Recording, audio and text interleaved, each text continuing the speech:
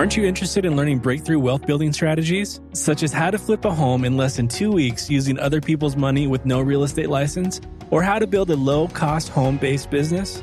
You can discover how to take passive income from any source and invest it into real estate, stocks, or business to become financially independent investing in any market with Residual Roads Business Institute. Collaborate with Andre and other Residual Roads advisors to create a free action plan and start implementing strategies today. Go to www.residualroads.com or email info@residualroads.com. Welcome to the Investing Uncensored podcast. You've been searching for different ways to become financially independent or generate passive income to live out your life's purpose as you've seen others do it, but need insight on how. Well, get excited because here you'll discover the tips and resources to fulfill that need. Andre Stewart has spent more than a decade successfully making it happen for himself and others. This is the Investing Uncensored podcast. And now here's your host, Andre Stewart. Welcome to Investing Uncensored, guys. I'm your host, Andre Stewart, and today I'm going to talk about ramifications of the election, post and pre. First of all, nobody expected 2020 to turn out this way. It started with, the West Coast, for us, we've taken it hard. And, being in LA, it started early in the year, with Kobe dying. That was already a blow. That's something that stopped the world. I don't even think people are even thinking about that, which was huge news. LA stood still for at least 2 to 3 days, but for longer than that for some people. And then not too long after that, then we get hit with COVID. So it's been a whirlwind. I wish we could hit the reset button on 2020, but we cannot. But as we move forward, there's going to be a lot of opportunities. This channel focuses on investing and mindset and things like that. But, first of all, you guys see what's going on in the market right now. And anytime there's an election year, the market trades sideways. I was talking to somebody the other day, and it was like, there's always a catalyst when there's an election. If you look at when Bush got elected, that was 9/11. And then we had, when Obama came in, we had the first recession. And now we have this. So there's always something going on. And, who knows why? I think people know what, came about with COVID. Do people know or knew in the government what was going on? That's a good question. But obviously China has capitalized because they're pretty much the only country that has seen GDP growth since this has happened. Everybody else is negative. They're like up 3.4% or something like that. But the good news is, we're almost through. We're in September right now. A couple more months, and there's still a lot of opportunity left for people to get in. And normally in any recession, people make millions. To people that were broke or middle class end up coming out on the other side. And for people that were my age, I think I was 27 or so during one of the recessions, the most recent recession, and I was like, you know what? I'm going to be prepared for the next one. So I did everything I could to get prepared for this exact time. And Warren Buffett always says, he's a value investor. So Warren Buffett makes most of his money during economic downturns, like a lot of people. And so today we're going to focus on the real estate market. And I always try to tie in the stock market to real estate, but I'm going to just try to focus on real estate today. You know what I mean? And I may swing back and forth between the two, but new home sales are up. I want to talk about that. New home sales break 1 million mark for the first time since 2006. That is insane. A lot of times, new homes don't do as well as, the existing homes that are just put to the market, but there's a lack of inventory. And certain markets, the demand is getting higher and it's increasing, especially for a market like Central Florida. Orlando has seen significant growth in population. I lived there for 10 years and I've just seen the growth when I go back and all the theme parks that they're adding. So they're probably down, who knows, 20% in regards to housing. I know a market that I invest in a lot is Augusta. So new development is on the rise. And for many people investing, a lot of people don't start out with new construction. And I think that's something that is not talked about much. Most people talk about fixing and flipping, but it's almost easier to just get into new construction, for one, it's cheaper to do new construction. And then depending on the market you're in and the kind of house you're going to build, it's almost coming out the same price for, $40,000, $50,000 to do a new build, because you can go into a rehab and spend the minimum rehab that I've done on average is around $35,000 to $40,000. So if you own a plot of land, you can go build a house for $50,000 and then turn around and sell it for, 80 or 90, depending on what the market is. So if you do the math, if you build a house, that's about 50 or 60 grand, you're going to more than likely be able to sell it for 120 or 130. So it's almost easier to do that. And especially with financing, when it comes to financing, you can almost get 100% construction. You can almost, I know for a fact, because I'm a lender, you can get 100% construction costs from my company called InvestFar Capital. Go to investfarcapital.com and submit an application. And if you own the land free and clear and it's shovel ready, we'll give you almost 110% funding. So as long as you own the land, we'll give you 100% new construction costs to get that house built, which is amazing for you guys. I don't even think people know that. Look up in your area, try to find land. I mean, that's one of the great things about owning assets, is especially land, because you can't get any more land. Once you run out, it's not like you can produce more earth. So in these markets that you see, like Orlando, Augusta, Tampa, in the middle of, between Tampa and Orlando, these areas are booming, even in Los Angeles. So it's hard to come across a piece of land. And I talk about these markets because I'm just familiar with them. But even Fort Myers. So, you do your own research and do your own due diligence on certain areas that you live in that you want to invest in, and look for land. And you will see that land is pretty much becoming scarce, just because, obviously we're growing as a population. I looked at a land plot the other day. The land was going for $7,000. It was on a lake in Orlando, in the middle of Orlando, a great little cul-de-sac area. $7,000, and I looked up the assessed land value, and it was $40,000. So, I could pick up this land for $7,000 and sit on it. I'm instantly increasing, the amount of money that I can make off that $7,000 as soon as I buy it. So my return on investment, just as soon as I signed the dotted line, just went up exponentially. So imagine me throwing a house on top of that as well. So new development, obviously, new home sales are up, because the demand, again, is pushing this demand up because there's a housing shortage. So with new development, the interest rate is typically lower than you trying to go out here and get a hard money loan. So if you go out here and get a hard money loan, if you have bad credit, you're looking at a rate, depending on where you go, no less than 10%, maybe, 15, depending on who your lender is. But then you can go in and then you got to put, based on the current economic climate, you got to put 10 to 20% down, because you got to first you got to buy the house, and then you got to get the rehab budget flipped into the house, if you can do that. So you're looking at 80 for a purchase, and then you're looking at 30 or 35 for the rehab.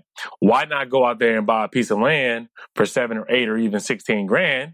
Buy that cash, or raise some funds, or borrow some money from someone else, and then turn around and go out there and get a new construction loan, 100% construction, and build a new house. So when you build a new house, once you build that house, you can turn around and refinance it, because typically when you get a new construction loan, it's only good for 12 to 18 months. Some lenders might stretch it out 24, but that's a stretch, and you're going to have a premium on top of that. But most of the time, it's a bridge loan. So you go out there, get this house built, you refinance after the 12 months, you pull out the equity, and then you turn around and rent this house out. So now you got the cash flow coming in from the property, and then you did the equity when you did the refinance, which is also tax-free. And then you don't have to worry about tenant improvements, or people complaining about things breaking down, or even necessarily having a property manager, because it's a brand new place. A lot of times you get a property manager because you don't want someone blowing your phone up late at night because something happened, the pipe's broken or broken, or something happened. In this particular case, it's going to be low maintenance. So you can just have them send you payment through Venmo or Cash App, or however you want to pay them for accounting purposes. You can, have them write you a check to go to the bank and deposit it, or whatever the case is. But I would get into new development because it's cheaper, and over the long run, more people, I think on average, if you get a person to move into a new development or a new home, a new condo, whatever the case is, they typically stay 5+ years. So if you get a used home that someone moves in, they might stay 12 to 24 months. So if you do the math, it's cheaper all the way around to get into new development. And so anytime there is a recession, I don't even think we're in a recession yet. We're just in Corona. So once we get out of this and the recession does hit, you get more renters in a recession. Some of these people just got displaced because they lost their job. That doesn't mean they're bad tenants. You move them into your new place, you already got the equity out of it, so you're not really worried about that. And now it's cash flowing, so pretty much it's free, basically, because you took the equity out of the home. You put up however much you put up, which is like initially $7,000 for the land or whatever you put up for the land. And then the new construction loan was 100%. You refinance, took the equity out. Again, like I said, it's cash flowing. And now the mortgage is probably $300, $400, and you're cash flowing $1,300. So you're pulling in about $1,000 a month, and you took all the equity out. So this is just a cash cow at this point in time. So that's why I think new construction is the way to go. So instead of you going out here taking out a $95,000 hard money loan to purchase a house that is going to cause you problems later on, even after you do a rehab, it's still an older home. So you still have underlying issues that are going to arise in maybe 10 years or so. But with a new build, you're pretty much good for at least, depending on who your tenants are, at least 10 or 15 years before you have major problems. So I think people should start focusing on new development. And there was this one particular project I was looking at in Orlando just yesterday, actually. It was 9 land plots. Like I said, it was on a lake. And between all 9, the seller wanted $7,000 to $9,000 for each plot. The only reason why I'm hesitant about buying it, it looked like it was a new development, back in the day. And the developer ran out of money because he only completed 3 of the duplexes. And some of them just had, basic infrastructure like wood just hanging up, beams, and the foundation of the outside of the house was up, but then the inside, it had nothing in it but, like I said, the beams. And that place obviously was condemned, but there were some properties maybe right around the corner on one of the streets that had been built, maybe like 3 or 4 of them, and it had tenants in it and it was run down. So you would have had to drive by this rundown area to get to this area that I was going to gate this area off. I'm still thinking about trying to get in touch with the people who own those 3 or 4 different duplexes to see if I can buy them out. Because if I can do that, then I can turn this entire cul-de-sac area into a gated off community. The community, the areas around it are really nice too. It's just these eyesores that are initially on the same street that I'm trying to build on. But say, for instance, I get these land plots. Maybe I'm coming out of pocket $60,000 and the land is worth $40,000 a piece. I'm looking at almost $440,000 somewhere in there, and I only dropped $60,000. And then if I do some duplexes on top of that, I looked at, there's one duplex right next to it. It just sold for $80,000, and the rent on it is $1,300. So if I do what I'm thinking about doing, I go in here and I buy these 9 to 10 land plots. I spend the $7,000 on getting them. I'm out of pocket $70,000. I obviously can do 100%, new construction. I can get them built for like $50,000, and I can turn around and either sell them all for $80,000 a piece. Again, I crushed it again because I only paid $79,000 for the land. So I'm going to kill it with the land I'm going to sell with the house. So I can turn around again and sell this for, $90,000 to $100,000 and make out big. And I've only put up $7,000 or $8,000 per land plot. So these are the kind of things that I'm talking about. If you ever played The Cash Flow Game by Robert Kiyosaki, then you'll know that this is a cash flow move. This is a move. This is one of those big deals that you do that gets you out of the rat race, and it's super low cost. So to be able to pull together with some friends or raise funds however you do to come up with $70,000 to buy an area like this and do your due diligence and go door knocking and see if you can get a hold to the owners of these, 3 or 4 ran down duplexes, because then you might even be able to get those. You might be able to be like, look here, I'll give you guys $5,000 to move. Or you talk to the owner of the land and he knows, like this area that I'm talking about in particular, It's like I said, in a downtown Orlando, super good neighborhood. If this seller knows this area has been like this, and the last time that I checked, when I checked the assessed value, this thing hadn't been touched in almost 10 years.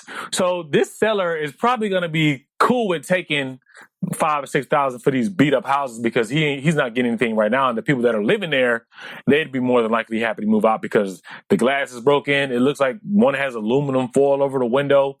It's just ridiculous. So if you do a strategic move like this, make sure you do this before you go out there and buy these land plots. Obviously, you would try to get the tenants to move out and know that you can get this area secured first, because that'll be a bad investment because no one's going to want to live in this neighborhood if they got to pass by this particular area. So think about these different things when you go into find land plots. So even again, I was looking at another area in Ocala, another land plot, $2,500 in the middle of a beautiful subdivision. On the sides of it, all the houses in the neighborhood were about $130,000. Between 110 to 130 is what I saw. And I saw this land plot between two nice houses. One was 130 on one side and the other side was like 120. And then you got this land plot in the middle. It was $2,500. What? Of course I'm buying that. And then I'm going to put up a house. Again, I'm going to probably spend 60 grand. But again, it's 100% new construction. So it's going to be free. And then I'm going to turn around and sell it. So this is why I think people should get into new construction, because the demand is there. And we were already in a housing shortage before. The only reason why we might not be in a housing shortage come 2021 is because of the amount of unemployment we have. So those people that obviously can't get jobs, they're probably going to have to sell their homes. So that's going to put the market back into a surplus of properties, but those are going to run out at some point in time, and then you're going to have to get back into new development. But I guarantee you, even if we do have a surge in inventory, majority of the people would take a new home over getting one of these existing homes. You know what I mean? Especially if you build it custom to however they want, or you get into a particular subdivision. So I mean, if you guys are looking for land plots, I know you're like, where can I find land plots? Just shoot me an email. You can email info@investfar.com, and someone will reach out to you and send you a list of land plots that I'm talking about where the prices are 25. I was looking at another area in Port Charlotte, and I'm talking about Florida right now because Florida is just in high demand for so many different reasons. People leaving New York, people fleeing California. It's just a surge of people going to Florida. So my focus is on Florida right now. That's why I keep talking about it. But I was looking at Port Charlotte. It had to be over 100 plots that this person's trying to let go for $4,300. And the streets have already been laid out. The land just needs to be cleared off. So this is what I'm talking about, the kind of areas that you should, or the kind of houses that you should be looking for. It's just going to be cheaper for you development wise. You really don't have to go to the city and get, permits to get streets built and things like that, because the streets have already been built. So those are the kind of things that you think about when you're trying to get into new development, because if you do get an area that's rural, you're going to have to go to the city and get all of these different things factored in and the cost factored in, because you got to lay the roads. You got to do your research on new development in areas that haven't already been laid out with the foundation of paved streets and plumbing and all that kind of stuff like that. But nonetheless, I think if you want areas that have already been done, shoot us an email, info@investfar.com, and someone to get back to you with the type of land plots that I'm telling you about to go out and buy right now. But anyway, so this is why I think people should get into new development. I think you'll just be better off in the long run when it comes to investing. I know some of you guys might be thinking, well, I don't have no development background or anything like that. You can just go out and get a GC. I know one of our requirements that we look for when we provide funding for new development, we look and see if the person has at least done 3 to 6 flips, or if they have new construction experience. And if you don't have new construction experience, you can go out there and hire a general contractor who does. So as long as you own the land, if you say, hey, I'm using this general contractor, then we're fine with providing you the funding, because we know that you're using someone that has experience with new construction. So I think, again, don't get discouraged by saying, well, I don't have any development background. You don't really need it. You just need to own the land and find a developer who has the experience that you need and use their resume to get your funding. And if you don't want to do new construction, I think the next best thing would be international investing for a host of different reasons. just to touch on, the election real quick, what my main thing for this podcast was before I just went off on a tangent about new construction. I mean, with the new president or the existing president, it's going to be, bad for the U.S. anyway, just because the amount of money that we have printed, that has to be paid for and it has to come back some kind of way. And the only way that it can come back is through taxes and inflation. And so the inflation target is 2%. So you guys have probably already noticed that your food is probably getting more expensive. I know in California, we definitely are feeling that right now. It's up a lot out here. But there's also a food shortage worldwide. So all of these factor into inflation and prices of food. You know what I mean? So with an inflation target of 2%, and taxes gonna be a lot higher with Biden, just because he believes in socialism, and socialism in a capitalist economy is gonna be tough. It's like, for people out here who are entrepreneurs or who are hard workers and taking their money from their 9 to 5 and then investing into the stock market, and you do well, you're gonna get taxed. I think he's trying to raise it up 36 or 37% on people for capital gains tax. And there's a higher tax that he's going on to. He's actually trying to get rid of 1031 exchanges in regards to real estate. So, I mean, there's a lot of things. I don't know Biden's entire tax plan. You might want to look it up before you decide on who you want to vote on. Obviously, you're trying to go with the lesser of two evils. Trump is obviously going to he's all about business. That's what he does. He's a business president. That's what I call him. He's trying to do whatever he can to get, rich people richer. So he lowered corporate tax. He's lowered capital gains tax. He did the opportunity zone thing for taxes where you don't have to pay any of that until 2026. So he's done a lot of things. And Biden's going to pretty much come in and reverse what he did. So anybody listening to this podcast, you're obviously interested in investing. And with Biden being president, depending on how much money you make, your life is going to change. You know what I mean? If you own a business and you're hearing this, your corporate tax is going to change. Obviously, you got to make over a certain amount, but if you're in business, you at some point want to make over $400,000 a year. And if you're an investor, you at some point want to, be over $1 million a year. So if you're not in that bracket yet, then what Biden's going to do doesn't really affect you. It will affect you if you're trying to do real estate and do 1031 exchanges and things like that, because he's trying to get rid of that. And that sucks because, you know what I mean? If you made 50 grand and you got to give 35 or 38% of that up, just because, that's going to suck. So you go out here and you put all this work in with your job, and then you get the money finally to go out here and do an investment property. You do a flip that takes you 5 or 6 months. You've been dealing with dumb contractors, and then you finally get it. And now it's got to go 35% to the government. Oh, man, it's going to be tough. So this is what Biden is proposing once he becomes president, because he believes in socialism. And I get socialism. Germany is a socialist economy and it works out well, but that's not the foundation of America. So you're going to try to come in and pretty much change the foundation of on how America has been built. And I think that's going to cause a lot of problems. And you may see an influx of people maybe leaving and doing business elsewhere and trying to find loopholes to get around Biden's tax plan. You know what I mean? And I'm always thinking about ways to do that just in general, because, it's a shame that we got to pay so much for taxes for putting in all the work that, coming from different environments we had to come from, and then you finally make it, and a lot of it just goes to the government just because. But on top of that, the reason why I'm getting back to international investing will be ideal, because if you're not doing new construction and you're not getting cheap money, it's best for you to take your money somewhere else where you can get cheap money. So, in a country like Panama or Colombia, investing in Panama City is what I meant. Your dollar's going to go a lot further. People speak English there. If you have a problem with speaking Spanish, Panama City, you can go over there and get like avocado groves or different type of food groves, and for like $25,000 and get 10 or 15 or 30 or 50% on your money within 5 years. So, if you can't stretch 25 grand in America, take that 25 and stretch it in another country, like I said, Panama City. Or go to Colombia. Right now for every dollar, it's like 4,000 Colombian pesos. So I'm looking at buying in Colombia. I'm looking at a 3-bedroom, 3-bath I'm buying this to live in, and I'm going to put it on Airbnb when I'm not there. But 3-bedroom, 3-bath on like the 25th floor in Medellin is about $90,000 renovated.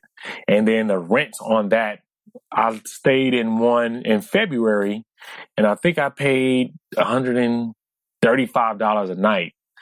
And I was there for 10 days. So you do the math on that. And if you got, 90 grand, whether you did a cash or refinancing your place in the US and you took that money and invested in Colombia, your return is going to be roughly $4,000 a month, $48,000 for the year. I mean, that's amazing, because if you look at a mortgage in the US at $90,000, you're looking at maybe $450 to $500 a month, and you'll be making $4,000 a month in Colombia. So, I mean, it can't get no better than that. This is why I think people should go abroad with investing, and then you get to hedge against the depreciating dollar. So the dollar's depreciating rapidly. It's going to depreciate a lot faster once the election's over. Again, depending on who the president is, it probably doesn't even matter, because they're waiting on dropping the stimulus. We're not going to get a stimulus check before November. I don't see that happening. It wouldn't be advantageous to either president to do it before the election. And I also think it goes back to market manipulation. So right now, there's only, like I said the other day in the podcast, if you heard, there's only a couple of stocks that have been keeping the market up. So the idea behind a stimulus check is to use it to stimulate the economy. So at this point, it wouldn't even make sense for Trump to do a stimulus, because it's not going to help him out as far as his election goes. It's not going to stimulate the economy. It's just going to be, they printed another, however many trillions of dollars on his watch. And for Biden, obviously he needs to do it when he's become president, because it's going to look real good for him. But either way it goes, if either one of them does it, it's going to put another $2-3 trillion into the market, which is going to drive the dollar down a lot faster. And this is why I think we need to get out of the US dollar and we need to get into other currencies. And I think the yuan is a good one for China, because China's booming right now. The yen is good. I'm also invested in the euro. So at any given time, if I need to get back into the dollar from these particular currencies, the value of my dollar is going to be a lot higher. But if I want to buy, currency in any of these other denominations from these other currencies, obviously my value is going to be a lot higher. This is why, again, I think we need to get into international investing, because it's a hedge against the depreciating dollar, which is what I think we need to do. And if you can't do that, then again, it goes back to getting into new development and tying up money for a long period of time. So you can tie up, free money right now, because interest rates are at an all-time low and inflation's coming. So if you lock up money right now, and, even if it's on a 10-year arm where you're only paying interest only, you're still locking this money up for 10 years. So the next time we'll have a recession, which will more likely be in 8 to 10 years, because the market cycles every 7 to 10 years, then you'll be good on the other side of this. And if you decide to buy property in another country with the depreciating dollar right now, you're still good, because even if the dollar depreciates, everybody else's currency is going to depreciate also. So again, you're just hedging against the dollar depreciating, which is what you need to do. You're hedging against inflation. So if you don't want to do new development, again, I advise international investing, because we don't know what's going to happen. I mean, everybody keeps saying the dollar is going to collapse, and we're in a looming debt crisis. I mean, our debt post this, recession or post coronavirus is going to be like $30 trillion. That is ridiculous. If you look back when, Clinton was president, we were at a surplus. I think we were at like a 2 trillion surplus. Now we're like 28 trillion in debt. That is insane. I mean, how does someone get out of that much debt when, it's good that our dollar's depreciating, which is amazing, so any other country that is indebted to us or our own debts, it's cheaper for us to pay it down. That's the benefit that we do have. But if we have a country like China, which we're going to war with, they own 5% of America. So if they decide to start giving us our money back, that's going to cause the dollar to drop a lot faster. And I think that's what's about to happen. If you're looking at all the things that's going on, we got this Cold War. I don't think China can give up all of our money just because they needed to do trade. But at some point in time, they're not going to need us to do trade, trade with the US dollar. More countries are accepting their currency for trading. So at some point in time, they're obviously gonna not need us anymore. They're already detaching themselves from the U.S. slowly but surely, and along with other countries. And so, with a new president, that might change, but it's obviously going to change the face of America and how people look at us, and they may want to do business with us. But I think the sledgehammer has been dropped, and I think people see, America is not as great as it used to be, and all of this racism going on, and all of the stuff that's going on, how we mishandled the virus. People are taking all of these things into account. And I've traveled abroad, many times, and people don't really want to move to America like everyone thinks they do. People always think everybody want to come to America, and you go to other countries and they're like, man, I don't want to go there. They may want to visit, but no one's like, oh, I can't wait to live over there. Some people do. And those are the people to me that are uneducated. And it's funny because I read a lot, and sometimes I see people that have got here and been here from wherever country they've came from, and they've been here for a while. They always be like, you know what? I can't wait to get out of here. But it's like the life in America is work, work, work. You're always stressed out. They got a host of different reasons on why they don't want to live here, but they didn't know these things until they came here and experienced it themselves. And I always tell a lot of people that are in the U.S., like, man, once you get out of the U.S., it's hard to stay here for a bunch of different reasons. So when you go to another country, depending on what color you are, I'm Black. So obviously, there's a lot of things that go along with being Black in America. When you go to another country, you're just an American. And you feel like a human being. You actually get treated a little bit better because you're a gringo in another country. So they look at you a lot different. They don't look at you and be like, oh, he's a Black American. They just look at you as an American, and you get treated completely different. I can give 1,000 instances, even with dealing with police, that you'd be like, you know what? I'm about to be locked up abroad, and it ends up turning out in your favor. Like, oh, hey, what's going on? They treat you completely different, and you just get to go on about your business. But, had those situations been in America, who knows what would have happened. But anyway, I just feel like, people searching for yield, you're not going to really be able to get it in America for the next couple of years.